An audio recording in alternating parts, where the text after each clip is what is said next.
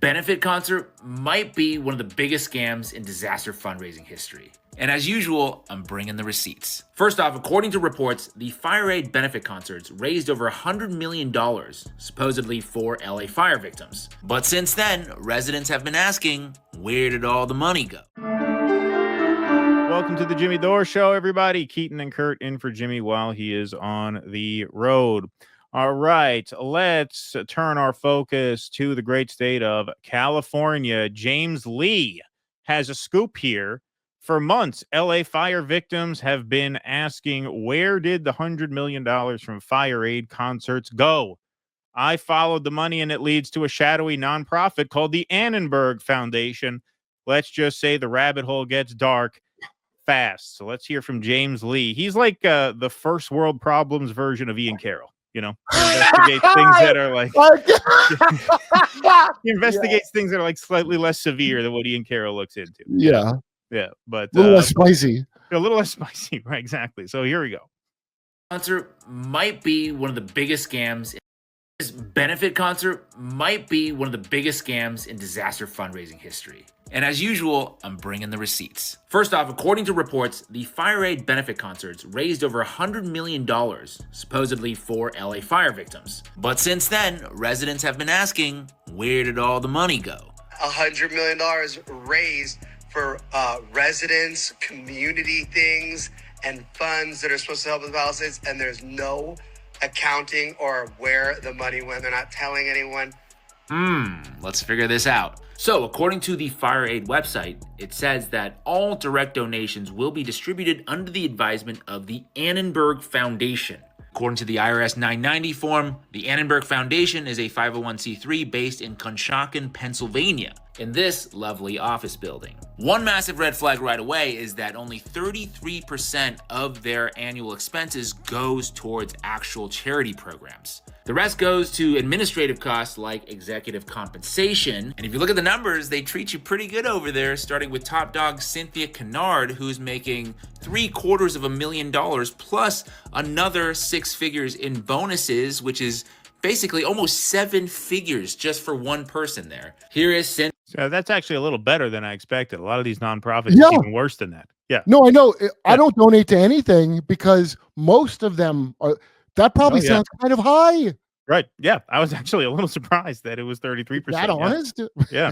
Bonuses, which is basically almost 7 figures just for one person there. Here is Cynthia, aka Cinny, hanging out with Gavin Newsom, discussing or strategizing about things like how to solve homelessness, among other things. This is one of those if you know situations. Anyway, just to give you a point of comparison with another nonprofit, Doctors Without Borders, they spend almost 90% of their money on actual programs versus less than 1% on administrative costs. Local journalists have also been asking, where's the money? They found, quote, the FireAid website names only 3 Palisades organizations that receive grants. Among almost 120 organizations listed as receiving grants, none of whom are specific to Pacific Palisades, and those 3 are Kehelet Israel, Chabad of Pacific Palisades, and Palisades Charter High School. Others have tried to directly reach out to the Annenberg Foundation. They were kind of given the runaround, various extension numbers, somebody saying they would call them back, no one called back. Also referring them to some mysterious man named Philip, no last name, he was never found. This is just crazy. So essentially what they're doing is taking the $100 million, then paying themselves roughly 70% of it, and then the rest of the money they're dishing out to various other nonprofits with their own administrative expenses, and that's how $100 million just ends up disappearing, allegedly. Chabad, you say? Yes, well, they don't call it the Annenberg Foundation for nothing. It goes to build tunnels to the synagogue. Yeah, exactly. Yeah. FireAid concerts net $100 million. Palisades fire victims ask, where's the money? So we got to dig a little deeper. This is the article he was referencing. On April 21st, the editor of Circling the News received a query from a reader. Do you have any information as to where one can apply for the FireAid concert funds? I never could figure out where to apply for those funds. The Annenberg Foundation was tasked with administering the funds. This editor emailed that organization after the reader's inquiry and asked how much of the funds were spent specifically for the Palisades and which nonprofits in that community are receiving money. There was no reply. I sent several subsequent emails. Still no reply. CTN called the Annenberg on April 25th and repeated the request. The person answering the phone tried several extensions, but no one answered. She took down my information and said someone would call back. No one did. So this editor called again. It was the same drill. Someone thought it was Philip I needed to talk to, no last name given, but he did not respond, nor did anyone at any of the other extensions. My information was once again taken down. No one called. CTN phoned and emailed again, and on April 30th received the following email from Barbara Chen, Annenberg Foundation media strategist.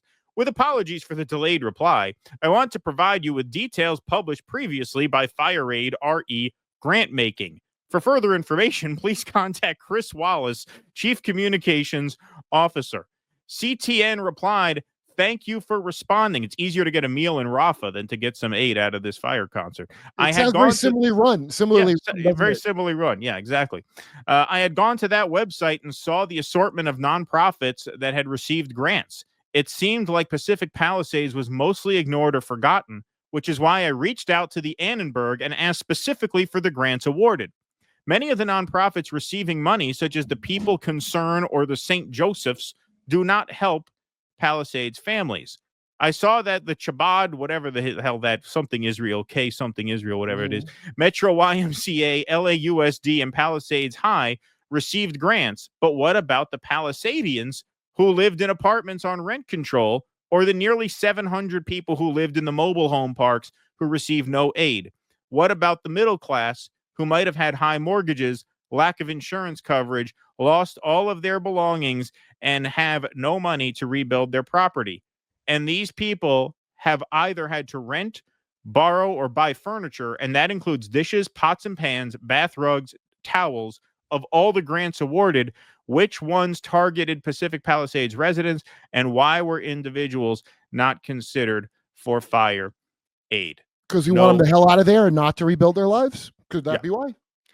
No response. It appears that the FireAid concert was a boon to nonprofit organizations, but for the ordinary fire victim, they're left to sift through the ashes. Yeah. And this tweet caught the eye. Joe Ragcast, this is the not-for-profit world for the most part. It's Wrong, sad. Yeah, this wrong. doesn't surprise me at all. But not-for-profit and non-profit are different. Non-profit. Yeah. Good non-profit is the one that I mean, I'm being silly calling it the fake one, but it is. Not-for-profit literally means it's not for profit, as I understand it legally. So the non-profit world, I've only heard rich kids that went to NYU and they're like, I'm starting a non-profit. It's like the classic Nepo baby job going back a long time, you know? And they grift a lot. I mean, it's not surprising. It's a huge grift. I knew someone, I won't say who they were. They've passed away. I think the organization is defunct now, but they were a distant family member, and they had one of these nonprofit organizations, you know, one of these 501c3s, and they passed away. They died. And so I went to the wake, and it was a big wake because we're a big family, and she had like a lot of people who worked with her at this charity organization come and say a few words about her. And one after another, they would come up and they would say, oh, she was such a lovely person. She lived in New York. You know, when I would come to New York, she turned me on to all the best restaurants in the city. And we went to all the greatest art galleries. And she turned me on to all this great theater and culture and food and blah, blah, blah.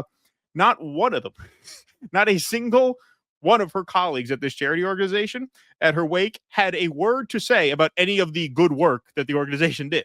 Right. Nothing. It was all about how she exposed them to this great lifestyle, right? Yeah, like a day in the life of nobody Google. said, oh yeah, and that school we built was awesome, right? That library we funded. No, nothing, zero. Very BLM. I bet BLM gave Yeah. even more money to Hamas than these people gave to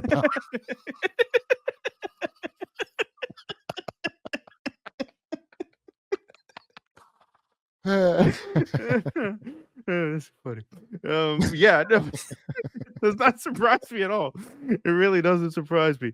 No, this did not shock me, and this is why I think like this is what has given rise to a lot of the GoFundMe world and the Give Send Go, because now people are like, hey, if we could cut out the middleman, right? Yeah. We just give right to somebody, and of course that becomes a grift in and of itself. You have all these fake GoFundMes and fake fundraisers and charities, but I think that's one of the reasons why those sprung up is because people want to feel like, hey, all of my money is going to a cause when I donate to something, as opposed to putting on a huge concert. And yeah, 70% right off the top, that goes to, you know, the bigwigs at the organization. And then they dole out the remaining 30% to these smaller organizations, which skim off the top. So by the time any money gets to anybody, it's nothing. Somehow worse. You're better off doing like a GoFundMe. Yeah.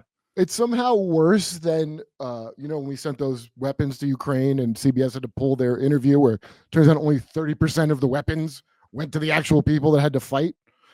Right. But I guess they at least got those 30% of weapons. I hope. This sounds like no one got anything other than underlings who are in the corrupt network. California's a mafia state. It's run by 4 families: Newsom, Brown, the Gettys, and D'Alessandro, and all the Chinatown kind of stuff with the water rights and all that. That's those families carve it up. It's just like a mafia. How could it not be more clear that it's just like the restaurant and casino? They extract the wealth, they burn it down, go screw yourself, move. We got better people coming in. And we're going to be, you know, in time for the Olympics, we're going to have those new 15-minute city style dwelling places. No room for you and your affordable house family. You know, a house you paid for. Right. Through you. Exactly. All right. Hey, have you ever tried getting ivermectin, methylene blue, or mebendazole from your regular doctor? Good luck. Most won't even talk about it. But the truth is, you shouldn't have to beg for these medicines that you want. And you shouldn't have to wait for permission to take care of your own health. I'm telling you, don't wait till you're sick. Be prepared, because when things go south, it's not the hospital that's going to save you. It's what you've already got at home. That's why I'm telling people about All Family Pharmacy. They're redefining what healthcare should be, helping you stay stocked with both essentials and everyday meds, no hassle. You order online. A licensed doctor reviews your order, writes the prescription, and boom, your meds ship straight to your door, no hassle. They've got ivermectin, methylene blue, mebendazole, plus over 200 medications, including antibiotics, emergency kits, and your daily prescriptions. It's not just a pharmacy. It's the backup plan every family needs. Go to allfamilypharmacy.com/door right now. Stock up. Be ready. That's allfamilypharmacy.com/door and use the code DOOR10 and get 10% off your order today. Come see us live in Los Angeles, Buffalo, Toledo, Montreal, Ottawa, Glasgow, Manchester, Belfast, Dublin, London, Liverpool, Birmingham. Go to jimmydore.com for a link for tickets.